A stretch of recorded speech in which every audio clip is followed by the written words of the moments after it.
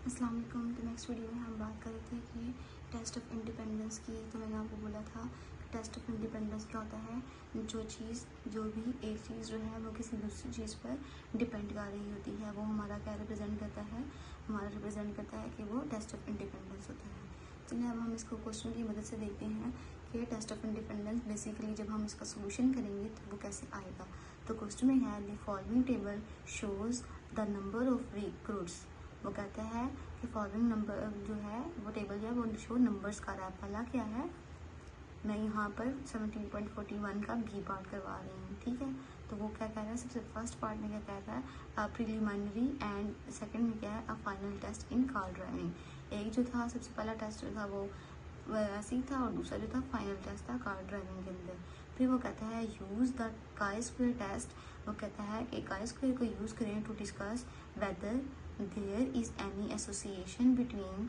तो वो कहता है कि काई स्क्वायर को यूज़ करें और बताएं कि क्या इसके अंदर कोई एसोसिएशन है between the preliminary result and those of the final result. अब वो यहाँ पर क्या कह रहा है, वो कहता है कि काई स्क्वायर का टेस्ट यूज़ करें ये शो करवाने के लिए कि टेस्ट के दरमियान जो है वो एक एसोसिएशन है या नहीं है।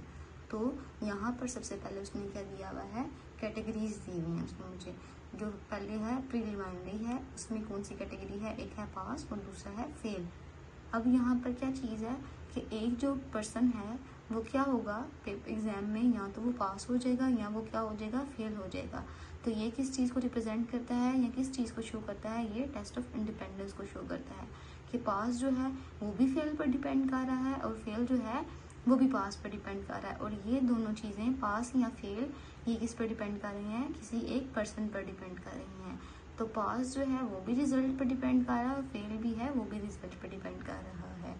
तो ये क्या दिखा रहा है कि ये क्या है, ये है टेस्ट ऑफ इंडिपेंडेंस। फिर यहाँ पर उसने टोटल दे दिया है। फिर वो कहता है फाइनल, वो कहता है कि ये प्रीलिमिनरी का डाटा है और ये किसका डाटा है, फाइनल का डाटा है। तो फाइनल के भी पास और ये फेल, मीन्स कि ये हमारे पास क्या है, ये हमारे पास ए है और ये हमारे पास क्या है, अल्फा है, जैसे हमने लास्ट एग्जाम्पल में किया था। और ये क्या है, हमारे पास बी है और ये हमारे पास क्या है, बीटा है। और ये हमारा क्या हो गया टोटल। और सिमिलरली 740 हमारा क्या है, ए है, और 260 हमारा क्या है, बी है, और 800 हमारा क्या है, बी है, और 200 हमारा क्या है, बीटा है। चलें अब इसको सॉल्व करते हैं कि इसका आंसर आता कैसे है। तो अब मैंने जो है, अब मैं इसको आपको सॉल्व करके दिखाती हूँ जो भी मैंने आपको एग्जाम्पल करवाई है। तो सबसे पहले हम क्या लिखेंगे, हमारा H0 लिखेंगे और हमारा H1 लिखेंगे, ठीक है। तो उसमें उसने क्या कहा था कि आपने इंडिपेंडेंस चेक करनी है कि जो क्राइटेरिया क्या है वो इंडिपेंडेंट है, मतलब एसोसिएट कर रहा है या नहीं कर रहा। तो यहाँ पर मैं क्या लिखूँगी, H0 the criteria is independent, कि जो क्राइटेरिया गिवन है वो इंडिपेंडेंट है। और H1 जब एक चीज़ इंडिपेंडेंट है तो H1 में क्या हो जाएगा, the criteria is not independence. तो ये क्या हो जाएगा, ये हमारे पास किसको शो करेगा, टू टेल टेस्ट को, ठीक हो गया। फिर सिमिलरली इसी तरह आगे आ जाएगा level of significance. Level of significance means जब नहीं दिया होता तो हम क्या लिखेंगे, अल्फा 0.05। फिर आ जाता है टेस्ट स्टैटिस्टिक्स, काई का square equals to summation i equals to 1, और यहाँ पर मैंने 2 डाला है, और फिर समीशन जे इक्वल्स टू 1 और यहाँ पर 2 डाला है। अब ये आई किसको रिप्रेजेंट कर रहा है, रोज को, और जे किसको रिप्रेजेंट कर रहा है, कॉलम्स को। वो कहता है कि आप बताएं कि कितने कॉलम्स हैं और कितनी रोज हैं। तो कॉलम रो किससे स्टार्ट हो रही है, 1 से, और क्वेश्चन में कितनी रोज हैं, हमारे पास 2 रोज हैं, तो इसलिए मैंने यहाँ पर क्या लिख दिया 2।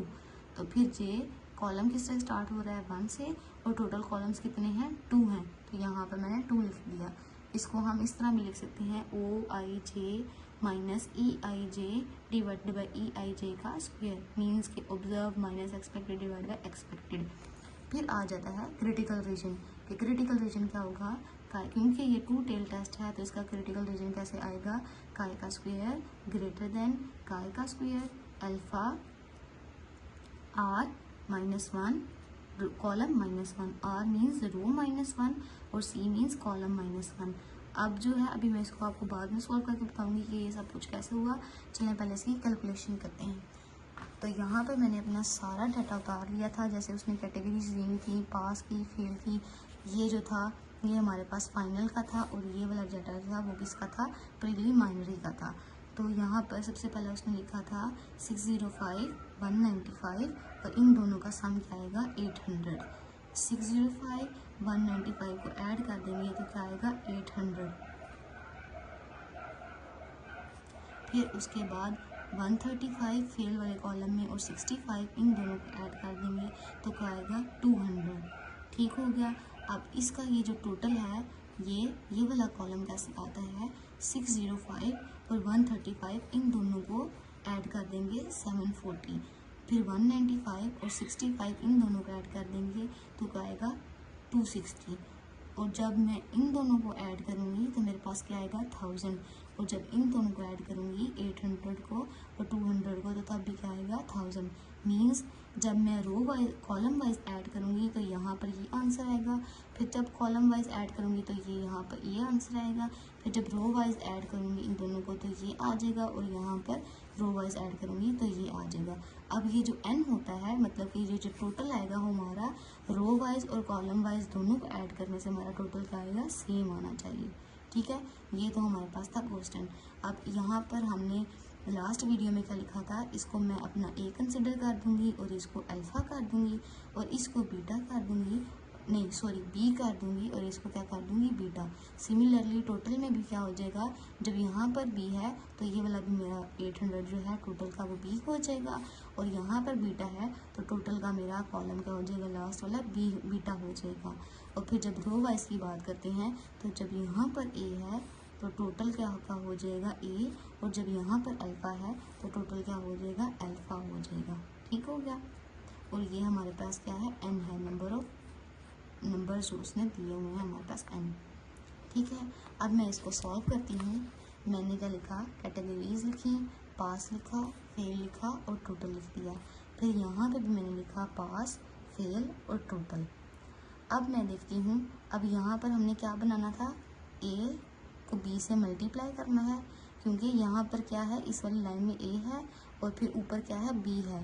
तो मैं क्या करूँगी, a को मल्टीप्लाई b से करूँगी और डिवाइड क्या कर दूँगी n से। मीन्स कि मैंने क्या किया, मेरे पास a क्या था, मेरे पास a क्या था 740 था, और मेरे पास b क्या था 60। ये नहीं, अब यहाँ पर देखें एक ज़रूरी बात कि हम जो है ये ऑब्जर्व्ड वैल्यूज़ में से नहीं लेंगे, मल्टीप्लाई नहीं करेंगे ऑब्जर्व वैल्यूज़ को। हम कहाँ से करेंगे, टोटल वैल्यूज़ को, मतलब टोटल को जो मैंने ए कंसिडर किया है तो बी का मैं टोटल ही लूँगी, मैं इनको मल्टीप्लाई आपस में नहीं करूँगी। ये लाजमी ये बात याद रखिएगा कि अब यहाँ पर क्या है, ए है ना, और यहाँ पर है बी।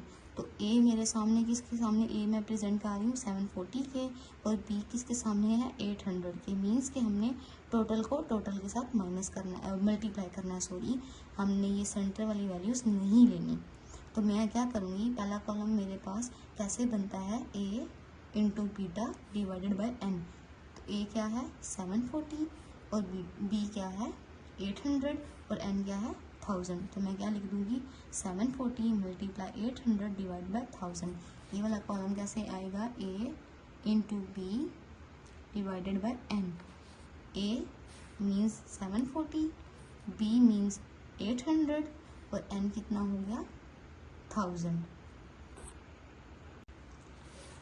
अब इसी तरह अब यहाँ वाले कॉलम में मैं क्या करूँगी, यहाँ पर मेरे पास क्या है ए है, ठीक है, और रो ए है और कॉलम क्या है बीटा है। तो मैं क्या करूँगी, ए को किससे मल्टीप्लाई करूँगी, बीटा से, और डिवाइड किससे कर दूँगी एन से। तो मेरे पास ए क्या है 740 है और बीटा क्या है 200 है, तो एन क्या है 1000। तो मैं क्या लिखूँगी, a 740 multiply by beta 200 divided by n कितना आ गया 1000। तो इसको मैं सॉल्व करके यहाँ पर साथ ही इसका टोटल लिख दूँगी। फिर ये जो 740 मेरा टोटल का टोटल वो वैसे ही आ गया। फिर अब जब फेल की कैटेगरी में देखेंगे तो नेक्स्ट हमारे पास रो कौन सी है, अल्फ़ा की, और कॉलम किसका है बी का। तो मैं क्या लिखूँगी, alpha multiply by b divided by n. Means कि जो मेरा ये आएगा वो किससे आएगा, alpha b divided by n. जब मैं अल्फ़ा को b के साथ मल्टीप्लाई करूँगी और n के साथ डिवाइड करूँगी तो मेरा ये वाला कॉलम आएगा। मीन्स कि मैं अल्फ़ा कितना है 260 है, मैं 260 को मल्टीप्लाई किससे करूँगी 800 से करूँगी और डिवाइड किससे कर दूँगी 1000 से।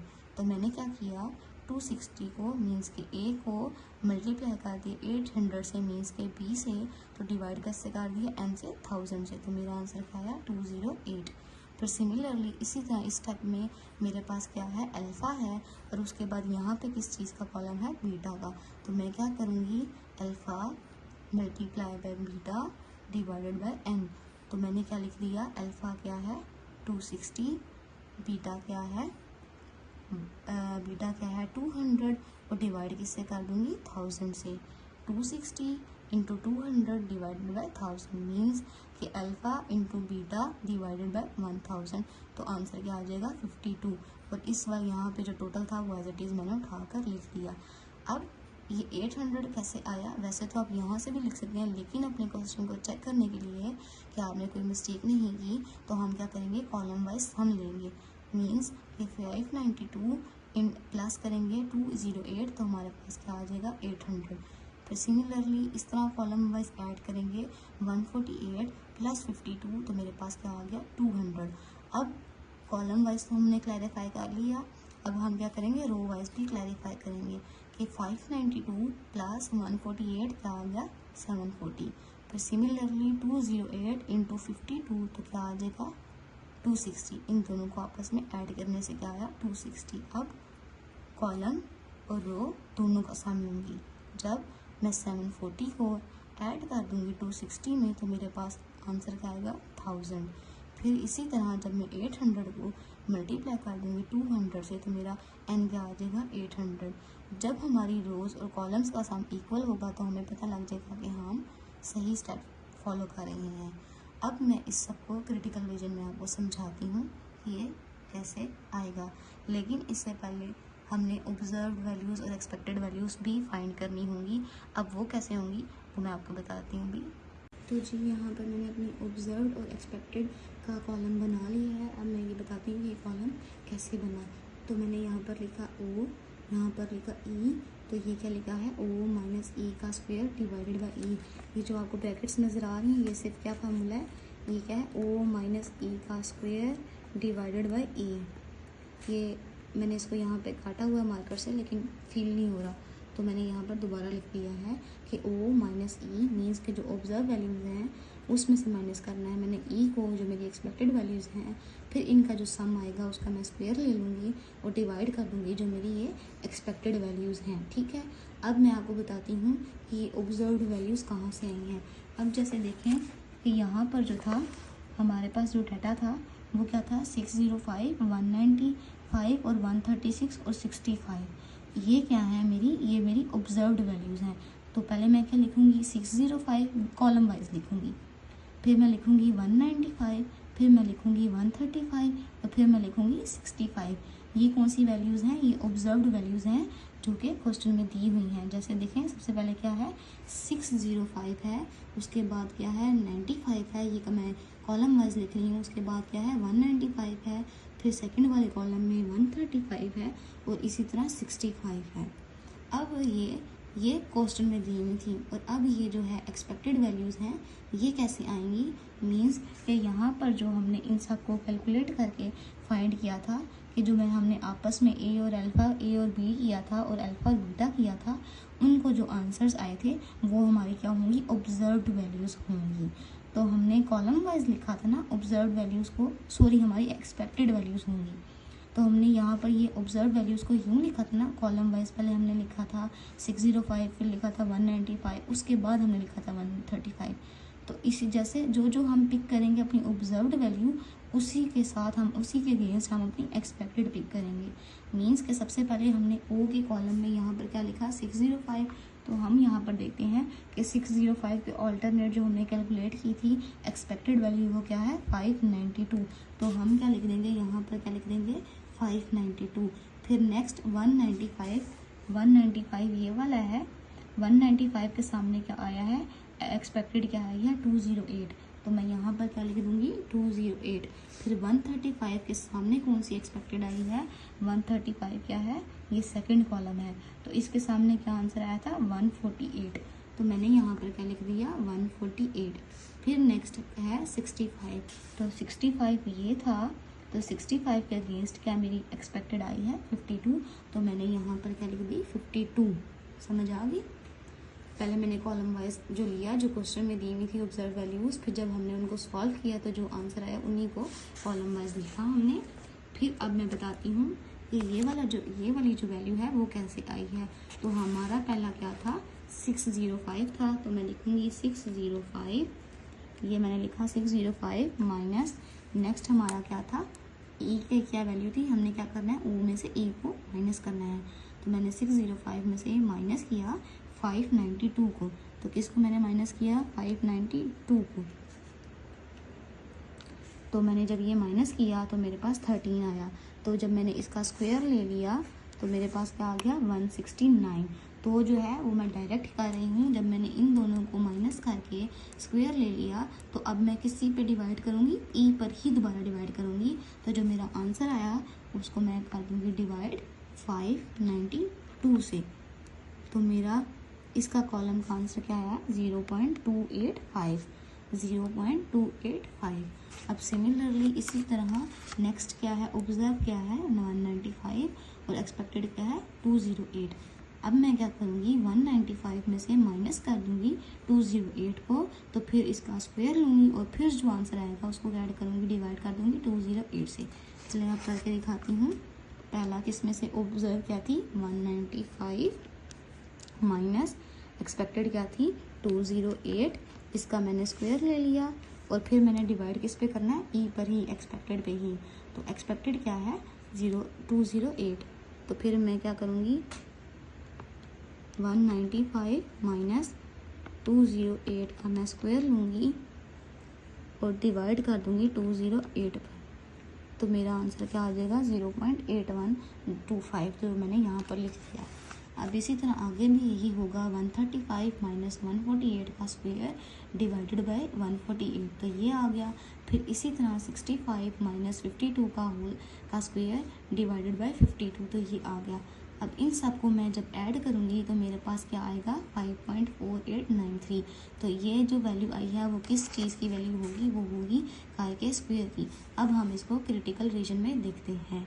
तो अब जब मेरे क्रिटिकल रीजन की वैल्यू काय के स्क्वायर की आ गई 5.4893, तो मैं क्रिटिकल रीजन में पुट करूँगी, तो यहाँ पर आ जाएगी ग्रेटर काय का स्क्वायर अल्फ़ा, अल्फ़ा यहाँ पर कितना दिया हुआ है 0.05, तो मैं देखूँगी रो r माइनस 1, रो कितनी है हमारे पास 1 एंड नहीं, रो कितनी है 1 और 2, तो हमने रो क्या लिख दी 2 माइनस 1, और सी क्या है कॉलम कितने हैं 1 और 2, तो मैं क्या लिख दूँगी 2 माइनस 1।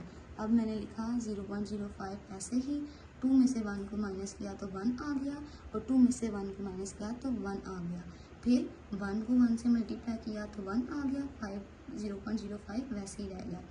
अब 0.05 को मैं मल्टीप्लाई 1 करूँगी, तो मैंने यहाँ पर देखना है कि यहाँ पर 0.05 को जब मैंने मल्टीप्लाई 1 से कर दिया, मतलब कि 1 1 ज़ा 1 हो गया, तो मैं क्या लिखूँगी 0.05 को 1 में देखूँगी कि काय के स्क्वायर में 0.05 की 1 में क्या वैल्यू है, तो मैं आपको टेबल से वैल्यू दिखाती हूँ। तो जी ये है मेरे पास काय का टेबल, तो हमने क्या करना था 0.05 को किस में देखना था 1 में, तो जो है ये रहा मेरा 0.05 और ये क्या है 1, तो मैं 0.05 को जब 1 में देखूँगी तो मेरा क्या है 3.84, मीन्स ये 0.05 और ये वाली किसकी जा रही है 1 की, जब 1 को 0.05 में देखा तो आंसर आया 3.84। तो अभी जब हमने टेबल में वैल्यू देखी है 0.05 को 1 में देखा है तो क्या आया है 3.84, तो अब हम चेक करेंगे कि क्या जो है 5.4 जो है वो बड़ा है 3.84 से, तो ये स्टेटमेंट क्या है, ये स्टेटमेंट ट्रू है, 5.4 जो है वो बड़ा है 3.84 से। तो अब हम क्या करेंगे, तो अब हम अपना कंक्लूजन निकालेंगे, हम देखेंगे कि जो 5.4 था वो 3.8 से बड़ा है ना, तो हम लिखेंगे ये जो है 5 का स्क्वायर की जो वैल्यू है 5.4 वो क्या कर रही है, फॉल कर रही है क्रिटिकल रीजन के अंदर। तो इसी वजह से हम क्या करेंगे, रिजेक्ट कर देंगे H नोट को और एक्सेप्ट कर देंगे H1 को। क्योंकि 5.4 बड़ा है 3.8 से, तो हम क्या करेंगे, रिजेक्ट कर देंगे H नोट को और एक्सेप्ट कर देंगे H1 को।